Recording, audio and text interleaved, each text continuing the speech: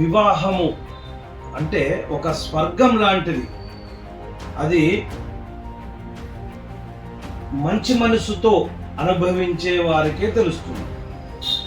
కానీ చిన్నప్పుడు పిల్లలు అన్నం తినకపోతే తల్లిదండ్రులు బెదిరిస్తుంటారు. బూచోడొస్తాడు, వాడొస్తాడు, వీడొస్తాడు, నువ్వు అన్నం తినకపోతే అని చెప్పేసి చిన్నపిల్లల్ని బెదిరిస్తుంటారు.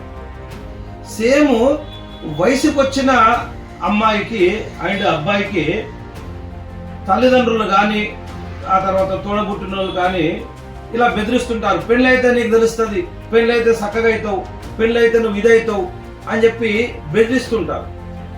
ఆ బెదిరింపు ధోరణి ఏమవుతుంది అని అంటే, ఒక పెళ్ళి అంటే ఒక నరకభూతమేమో, పెళ్ళైన తర్వాత ఇలా ఉంటుందేమో అని పెళ్ళి కాని పిల్లల్ని ఒక భయపట్టించే పదాలను ఇంట్లో అస్తమానం వాడుతుంటారు. వాస్తవానికి అలాంటి పదాలు వాడద్దు. వాస్తవానికి అలాంటి పదాలు వాడటం వల్ల పైన తదాస్తు దేవతలు, తదాస్తు అంటే నిజంగానే వాళ్ళ జీవితం అంతా కూడా నరకభూతంలాగా తయారవుతుంది.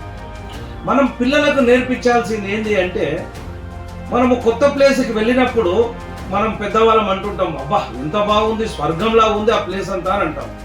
అట్లాగే మన అమ్మాయిని కానీ వాళ్ళ ఇంటికి ఇచ్చినప్పుడు, అమ్మ ఆ ఇల్లంతా కూడా నీ స్వర్గంలాగా ఉంటుంది, నువ్వు నీ మంచి మనసుతో అక్కడ నువ్వు కరెక్ట్గా నువ్వు మంచి మనసుతో నువ్వు ఉంటే ఆ ఇల్లంతా కూడా ఒక స్వర్గంలాగా కనిపిస్తుంది అమ్మ.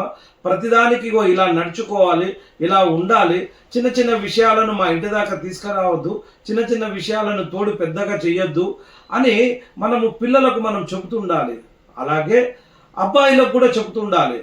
చిన్న చిన్న విషయాలని, మన ఇంటికి వచ్చిన అమ్మాయి అక్కడ సర్దుబాటు ఎలా ఉందో మన ఇంట్లో సర్దుబాటు ఎలా ఉందో, చిన్న చిన్న విషయాలని మనము పెద్దదిగా చేసి చూడకుండా ఆ అమ్మాయి చెప్పిన దాన్ని కొంచెము వింటూ వాళ్ళకు సమస్య కనిపించకుండా దాన్ని కొద్ది రోజులు వాళ్ళకు మార్పు చేస్తూ మనం చేస్తుండాలన్నది వాళ్ళకు చెబుతుండాలి. అప్పుడే ఇల్లంతా స్వర్గమయమై మ్యారేజ్ అనేది ఒక స్వర్గమయం లాగా తయారవుతుంది. నేను కోరేది ఒక్కటే, పెళ్లి కాని పిల్లలని, అమ్మాయి కానీ అబ్బాయి కానివ్వండి, వాళ్లకు మ్యారేజ్ తర్వాత ఒక కొత్త జీవితాన్ని మీరు ఎన్నుకుంటున్నారు కాబట్టి ఆ జీవితం అంతా కూడా ఒక స్వర్గమయము అనే వాళ్ళకు వివరించండి. నిజంగానే మన చెప్పిన మాటలు వింటూ వాళ్ళ జీవితాన్ని స్వర్గమయము కావాలని మనమందరము కోరుకుందాము. జై విశ్వకర్మ. నా పేరు ముసలోజు శ్రీనివాసాచారి.